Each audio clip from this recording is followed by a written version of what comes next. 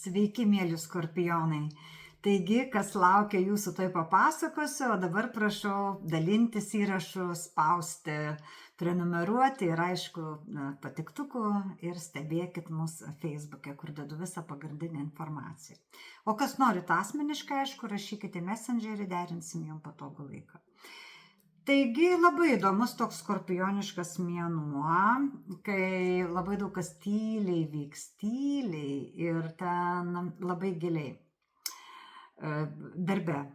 Kažkokie povandeninės srovės, kažkokie tai intrigėlės ir galite kai kurie matyti, kad jūs tikrai esat labai spaudžiami iš vadovybės pusės arba patys pradėti spausti savo pavaldinius.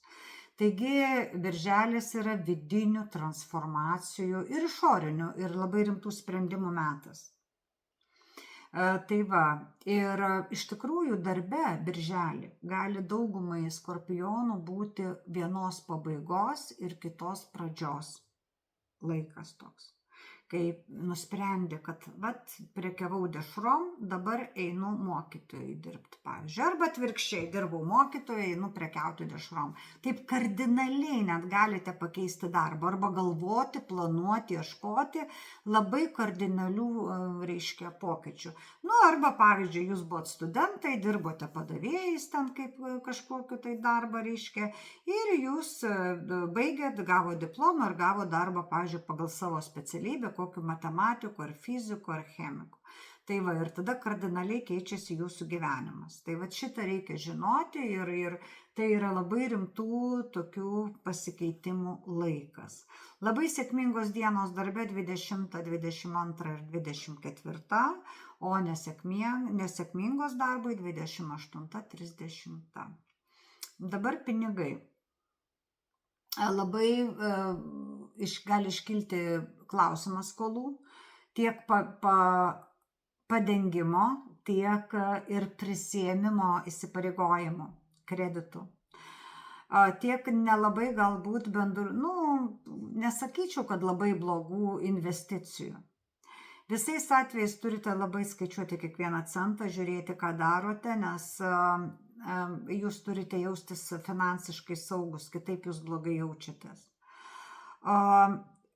Stabilesni piniguose būsite antrą birželio pusę. O pirmą, kažkaip reikia labai atsargiai. Ypatingai palanku, aišku, atiduoti skolas.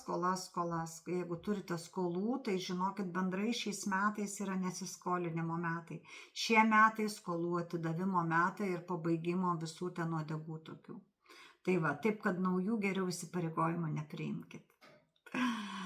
Neprisijimkit, lietuviškai reikia sakyti. Taip, dabar finansam labai palankios dienos yra 21-22, kai galite susimastyti kažkokias naujas pajamas, galimybės uždirbti, o nesėkmingos finansam dienos yra 14, 16, 20 diena birželio. Dabar meilė. Labai daug emocijų. Ir ten prasidės pavydo scenos, kažkokie dalykai tokie,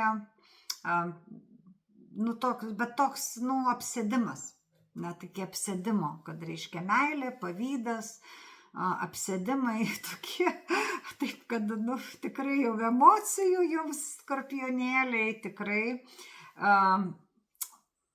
netrūks. Ir ypatingai, aišku, labiausiai jaus tie, kurie pradedate santykius, pati pradžia, ir tie, kurie susipažinsite birželio mėnesį.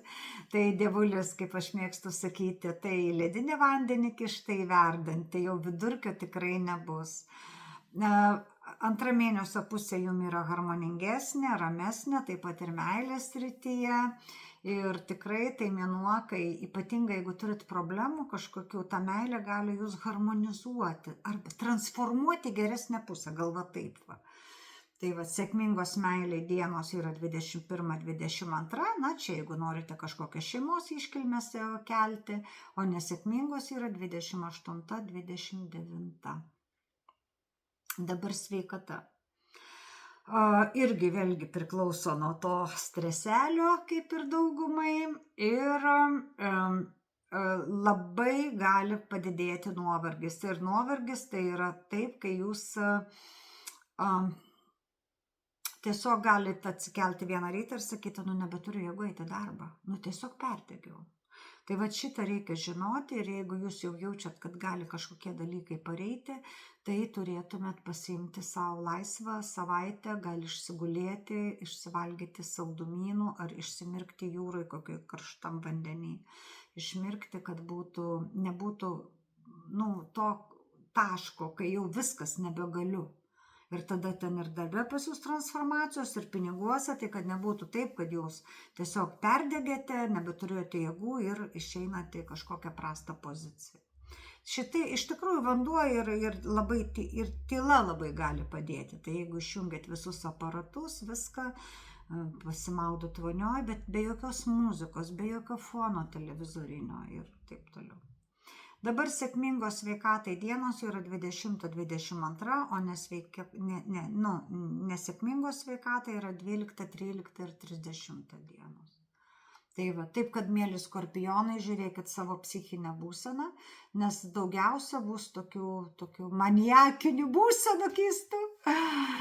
Čia jautruoliam, aišku, tie, kurie senai gyvenat šeimose, tai ten, žinai, kaip tai šonelį patrini nuo radikolito, tai kojytė, tai vėl, bet taip iš tikrųjų būkit sveiki ir laimingi.